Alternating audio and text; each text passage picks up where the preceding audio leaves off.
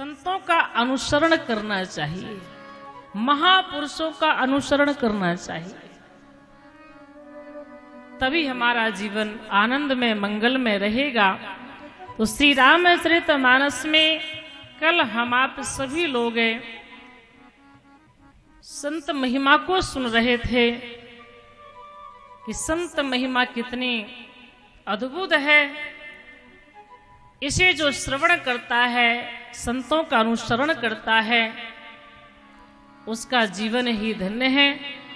गोस्वामी जी महाराज संत महिमा का वर्णन करने के बाद श्री रामचरितमानस में असंतों की वंदना भी की है, खलों की वंदना करते हैं। और खलों की वंदना के बाद फिर उन्होंने भगवान श्री राम जी के पूरे परिवार की वंदना करते हैं। बंदों कौशल्या दिशि प्राची, कीरत जासु सकल जग माची।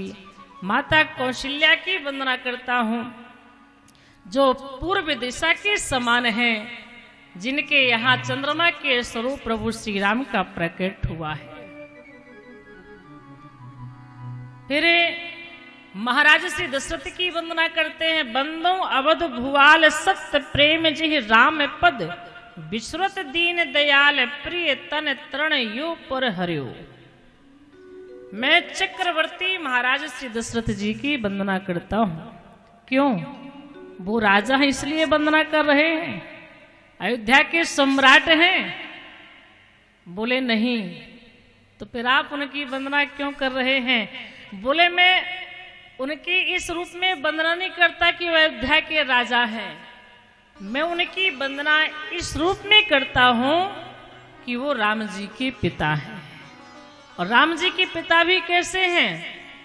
ऐसे पिता हैं, ऐसा राम जी से प्रेम है कि राम का वियोग हुआ तो इस प्रिय शरीर को तिनकी की भांति उन्होंने त्याग दिया।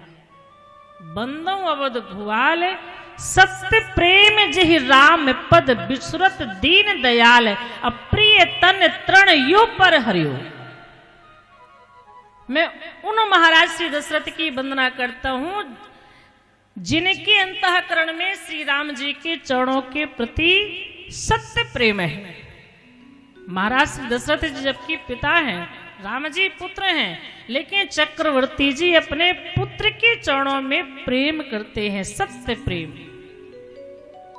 और उनका वियोग हुआ तो तिनके की भांति शरीर का परित्याग कर दिया। जिसका परमात्मा से इतना प्रेम है, उसके चरणों की धूलि लेने में ही हमारा कल्याण है। धन्य है महाराज श्री दशरथ जी। श्री भरत जी की वंदना, लक्ष्मण जी की वंदना, शत्रुघ्न जी की वंदना है। इन सब की वंदना तो करते हैं, यहां तक कि बंदर भालू की भी वंदना करते हैं। अधम शरीर राम जिन पाए, अधम शरीर है, बंदर भालू के रूप में है, लेकिन उनका राम जी से प्रेम है, इसलिए मैं उनके चरणों की वंदना करता हूं। और फिर अंत में भगवान श्री सीताराम जी की वंदना है कि जनक सुता जगी जननी जानकी, अति से प्रिय करुणा निधानी। जनक सुता जगी जननी जानकी, अति से प्रिय करुणा निधानकी। ताकी जुगी पद कमल मनावो, जासु कृपा निर्मल मति पावो। ताकि जुग पद कमल मनावो, जासु कृपा निर्मल मति पावो। पुण्य मन वचन कर्म रघुनायक, चरण कमल बंदों सब लायक। पुण्य मन वचन कर्म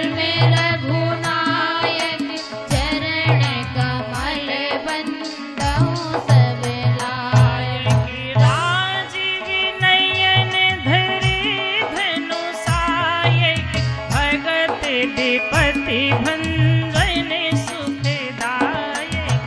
राजीव नयन धरे धनु सायक, भगत विपत्ति भंजन सुखदायक। गिरारथ जल बीच सम कहिए त भिन्न न भिन्न, बंदों सीता राम पद जिन्हें परम प्रिय खिन। गोस्वामी जी महाराज कहते हैं, आदि शक्ति माता जानकी जी की वंदना करता हूं, जिनकी कृपा से निर्मल मति की प्राप्ति होती है। ये जो चौपाइयां हैं, इस सभी को पढ़ना चाहिए, रोज पढ़ें आप। जब पूजा करें तो इन चौपाइयों को जरूर पढ़ें। जो इन चौपाइयों को पढ़ता है उसकी बुद्धि हमेशा निर्मल रहती है, तीव्र रहती है, पैनी रहती है। माता सीता की कृपा से उसे बुद्धि की प्राप्ति होती है, सुंदर मति मिलती है। और जब सुंदर मति होगी तो हमारी सुंदर गति होगी, है कि नहीं? सुंदर मति मिल जाए तो सुंदर गति कैसे? अगर हमारी मति बढ़िया है, विचार बढ़िया है, तो हम अच्छे काम करेंगे। आज समाज में जो गलत कार्य दिखाई पड़ते हैं, क्यों दिखाई पड़ रहे हैं? इसी मति के कारण, बुद्धि के कारण। बुद्धि जिसकी सही नहीं है वही गलत काम करता है, और बुद्धि सही हो जाए तो फिर क्यों गलत काम कोई करे? है? जितने अनर्थ हो रहे हैं, अनाचार हो रहे हैं, अत्याचार हो रहे हैं, ये सब बुद्धि के कारण हो रहे हैं। अगर इस बुद्धि में भगवान की कृपा है, इसमें सद्विचार हैं, तो अच्छे कर्म करेंगे, और अच्छे कर्म करेंगे तो अच्छी गति मिलेगी। और जहां खराब कर्म करने लगे, चोरी करने लगे, मारपीट करने लगे, अनायास ही लोगों को गालियां बकने लगे, जब बुद्धि ठीक नहीं होती तभी ना लोग ऐसा काम करते हैं। लोग कहते हैं मूर्ख है, ये पागल है, कहते हैं ना, क्योंकि उसकी बुद्धि ठीक नहीं। तो ध्यान रखिएगा, समाज में अगर हम चाहें कि अच्छी स्थिति रहे, अच्छा वातावरण रहे, अच्छा विचार हो, अच्छा व्यवहार हो, अच्छा कर्म हो, तो इसके लिए हमें सुंदर मति की आवश्यकता है। अगर मति हमारी बिगड़ गई तो फिर हमारी दुर्गति हो जाएगी, और मति सुंदर है तो गति भी सुंदर ही मिलेगी। तो माता जानकी जी से निवेदन करते हैं तुलसीदास जी महाराज, ताके जुगपद कमल मनावो, जास कृपा निर्मल मति पावो। मैं आपके चरण कमलों को प्रणाम कर रहा हूं ताकि मुझे निर्मल मति प्राप्त हो जाए। और मैया की वंदना के बाद प्रभु की वंदना करते हैं, और इसके बाद फिर एक दोहे में दोनों की वंदना करते हैं, संयुक्त वंदना है। सीता और राम अलग नहीं है। हम आपको लगता है राम जी अलग है, सीता जी अलग है, लगता है ना? लोग कहते हैं सीता जी लंका चली गई, रावण हरण करके ले गया, राम जी जंगल में भटकते रह गए। लेकिन और गहराई से जब विचार करेंगे तो पता चलेगा कि राम सीता अलग नहीं है। कैसे? जैसे हमारी वाणी और वाणी का अर्थ अलग नहीं है, जल और जल की तरंग अलग नहीं है, उसी तरह से सीताराम भी अलग नहीं है। तो हम आप सबको दिखाने के लिए प्रभु ऐसी लीला कर रहे हैं, दोनों एक हैं। आप देखिए, जब जल में तरंगे उठती हैं ना, समुद्र में आप लोगों ने देखा होगा कितनी बड़ी बड़ी तरंगे उठती हैं, लहर आती हैं, उठती है ना, और फिर वो लहर कहाँ जाती है, वो तरंगे कहाँ जाती हैं? उसी समुद्र में समा जाती है, और फिर उठती कहाँ से है? उसी समुद्र से उठ जाती है। तो जैसे वो लहर, वो तरंग और उस जल में अंतर नहीं है, जैसे वाणी और इस अर्थ में अंतर नहीं है, उसी तरह से सीताराम में भी अंतर नहीं है। लगता है कि ये राम है, ये सीता है, जबकि दोनों एक हैं।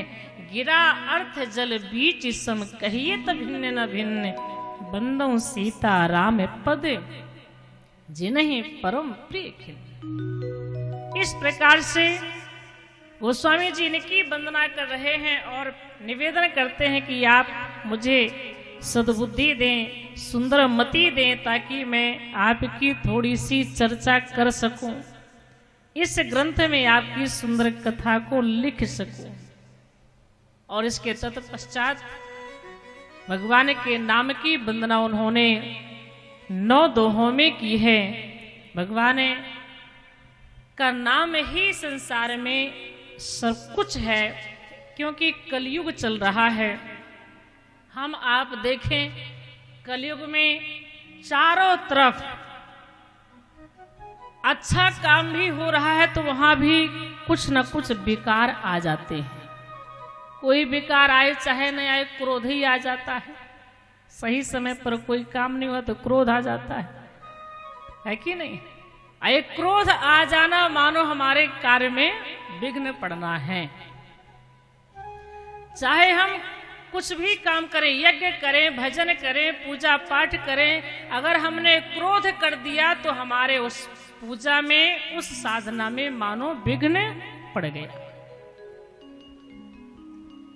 एक खंडित हो गया। क्रोध नहीं करना चाहिए, लोभ नहीं करना चाहिए, काम नहीं आना चाहिए, किसी के प्रति ईर्ष्या नहीं होनी चाहिए, कटु शब्द वाणी से नहीं निकलने चाहिए। अगर ये विचार हमारे अंदर आ गए तो हमारे उस साधना में व्यवधान उत्पन्न हो गया। लेकिन कलयुग में यह संभव नहीं है कि नहीं है? पहले के जमाने में आप देखें, अयोध्या कांड के प्रसंग में आपको प्रसंग मिलेगा कि पहले के जमाने में जब किसी को गुस्सा आती थी ना, कोई जब नाराज हो जाता था तो ये नहीं कहता था कि मैं नाराज हूं, मैं गुस्सा हूं। फिर एक कमरा बना रहता था महल में, उस कमरे में जाकर के वह बैठ जाता था। तो जितने लोग और हैं सबको पता चल जाता था कि आज ये नाराज है, आज ये गुस्सा है। एक भवन रहता था जिसका नाम था कोप भवन, जहां माता कैकेयी जी जाकर के बैठती हैं। कोप भवन रहता था।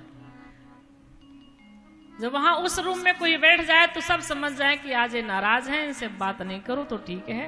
जब थोड़ी देर बाद गुस्सा समाप्त होगी तो अपने ही आप वहां से निकल आएंगे, है कि नहीं? पहले बढ़िया सिस्टम था, लेकिन आजकल बोले आजकल भी तो एक एक कोप भवन होना चाहिए, क्योंकि अभी भी गुस्सा थोड़ा ना समाप्त हुई है, किसी का क्रोध थोड़ा ना गया है। अब तो और छोटी छोटी बातों पर क्रोध आ जाता है।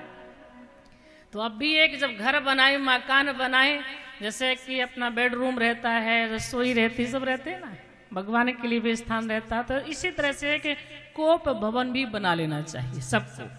एक ऐसा कमरा बना लो, उसमें जाकर बैठ जाओ तो सबको पता चल जाएगा, पति को पता चल जाएगा, सास को पता चल जाएगा, ससुर जी समझ जाएंगे, बेटा बेटी जान जाएंगे कि आज, पड़ोसी भी जान लेंगे कि आज उस कमरे में बैठे, इसका मतलब आज थोड़ा सा बीपी हाई है ना?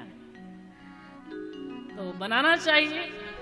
अगर ना हो तो जिसको गुस्सा आता हो तो एक जरूर कमरा बनवा के रखिए, और उस कमरे में जाकर के क्या करिए कि तुलसी का माला रख लीजिएगा। गुस्सा जब आए तो तुलसी का माला लेकर के राम राम जपिएगा, बस वह क्रोध भी धन्य हो जाएगा। वह जो क्रोध है वह भी धन्य हो जाएगा, क्योंकि क्रोध के कारण हम राम राम जप रहे हैं, तो वह भी धन्य हो जाएगा। एक बढ़िया छोटा सा कमरा बनवा के रखिए। संत महात्माओं ने कहा अब कमरा बनवाने की जरूरत नहीं है। क्यों? क्योंकि पूरा भवन ही कोप भवन है। अब तो पूरा भवन ही कोप भवन रहता है। विश्राम कक्ष में जाते हैं, वहां बड़े गुस्से में जाकर के अपने कपड़े यहाँ वहां फैलाते हैं, फेंकते हैं। रसोई घर में गए, 2-4 बर्तन यहाँ वहां फेंके, खटपट हुई। भगवान जी के पास में गए तो भगवान जी को वहां पर भी फूल चढ़ाना है तो कुछ और चढ़ा देंगे, उनको ही पटक देंगे, ये भी अभी बैठे इनकी पूजा करनी है। अब तो पूरा भवने को भवन बना है, अलग से बनाने की जरूरत नहीं है। लेकिन मैं कहती हूँ कि आप अलग से बनवा करके रखिए, कम से कम हमारी जो नेगेटिव जो एनर्जी रहेगी कम से कम एक ही स्थान पर रहेगी। जब गुस्सा आए तो एक स्थान पर बैठ जाइए, सारे घर तो कम से कम उससे नेगेटिव एनर्जी से दूषित ना हो, प्रभावित ना हो। आप एक ही जगह बैठ जाइए और ध्यान रखिएगा, गुस्सा करने में जब हमें आता है, क्रोध आता है ना, तो हमें उस समय सबसे बड़ी शक्ति किस लिए चाहिए पड़ती है? ताकि हम शांत रहें। चिल्लाने के लिए शक्ति की आवश्यकता नहीं पड़ती है, उस समय शांत रहने के लिए हिम्मत की शक्ति की आवश्यकता पड़ती है, और शांत रहा नहीं जाता है।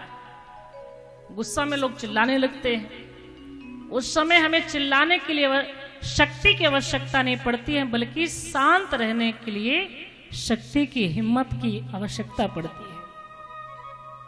तो मैं तो आपसे यही कहूंगी कि आप उस समय एक कमरे में जाकर बैठ जाएं, बस अपने आप क्रोध चला जाएगा। क्रोध आया है तो जाना है उसको, ऐसा नहीं कि हमेशा रहेगा, आया है तो जाएगा। चाहे आप किसी को गाली दे दें, किसी को थप्पड़ मार दें, चाहे किसी के सामने चिल्ला दें, लड़ाई कर दें, या शांत बैठ जाएं, चाहे जैसे हो, क्रोध जाएगा। शांत बैठेंगे तो जाएगा, चिल्लाएंगे तो जाएगा। तो हमारी भलाई किसमें है? हमारी भलाई इसमें कि हम शांत बैठ जाएं। अगर क्रोध में चिल्ला देंगे, किसी को गलत शब्द निकल जाएंगे, तो सामने वाले को भी कष्ट होगा, उससे भी दुख होगा, और हमारा तो नुकसान हो ही रहा है। तो उस समय शांत हो जाएं तो ही हमारी सबकी भलाई है।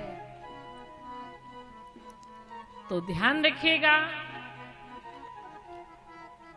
भगवान के नाम में बहुत बड़ी ताकत है। जो प्रभु का नाम लेता है उसके सारे कष्ट दूर हो जाते हैं। गोस्वामी जी महाराज इसका प्रमाण भी मानस में राम नाम की वंदना लिखते हैं। सीताराम जी की वंदना के बाद राम नाम की वंदना है। बंदौ नाम राम रघुवर को, हेतु कृषानु भानु हिम कर को। राम नाम में 3 तत्व हैं, हेतु कृषानु भानु हिमकर। उसमें अग्नि तत्व है, सूर्य तत्व है और चंद्रमा तत्व है। जो राम नाम प्रेम से जपता है उसके जीवन में सूर्य के समान प्रकाश रहता है, चंद्रमा के समान शीतलता रहती है, अग्नि के समान तेज रहता है। जो राम नाम का जाप करता है ये तीनों उसके जीवन में आ जाते हैं, अग्नि तत्व, सूर्य तत्व और चंद्रमा तत्व। भानु कृषानु दोनों हैं, भानु कृषानु हिमकर। इसलिए राम नाम जपने से हमारे अंदर तेज रहेगा, प्रकाश रहेगा, शीतलता रहेगी। तो हम किसी के प्रति जब कोई जाएंगे, किसी से बात करेंगे तो हमारा तेज सामने रहेगा।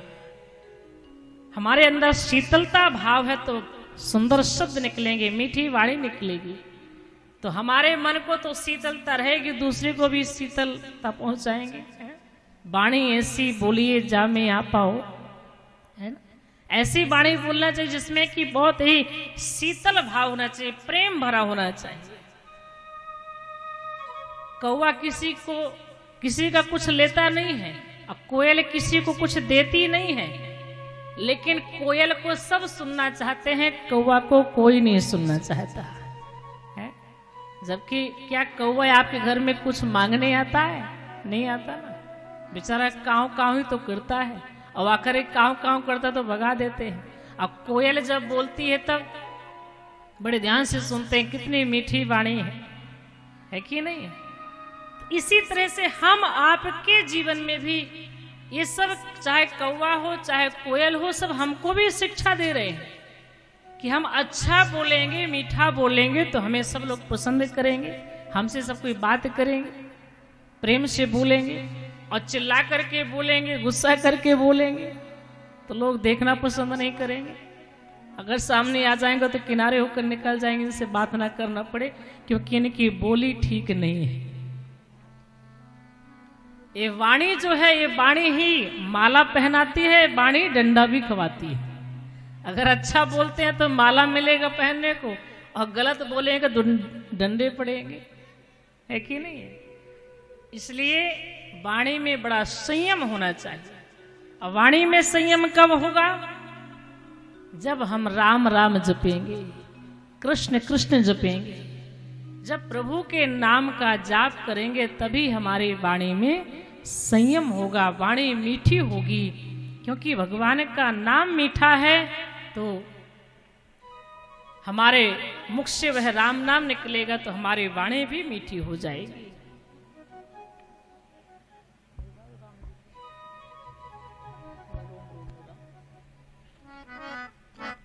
अपने जीवन को राम में बना लीजिए, बस जीवन सुधर जाएगा। तो आइए प्रभु से निवेदन करते हुए भगवान हम आप हमारे रोम रोम में बस जाइए, ताकि हम मगन होकर के नाचने लगे, नृत्य करने लगे। क्या निवेदन भक्त भगवान से करते हैं? मेरे रोम रोम मेरा, मेरे रोम रोम मेरा, मगन होए नाचूंगी। मेरे रोम रोम मेरा, मगन होए नाचूंगी। मेरे रोम रोम मेरा, मगन होए नाचूंगी। मुझे दुनिया से क्या काम, मगन होए नाचूंगी। मुझे दुनिया से क्या काम, मगन होए नाचूंगी। नाचूंगी मैं नाचूंगी, नाचूंगी मैं नाचूंगी। मेरे रोम मेरे रोम मेरे रोम रोम मेरा, मगन होए नाचूंगी। मेरे रोम रोम मेरा, मगन होए नाचूंगी।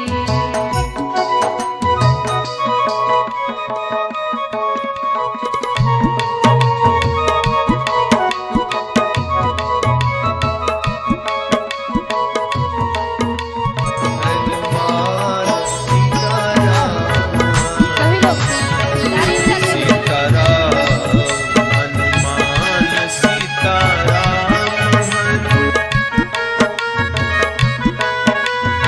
बोलिए राघवेंद्र सरकार की जय हो। राघवेंद्र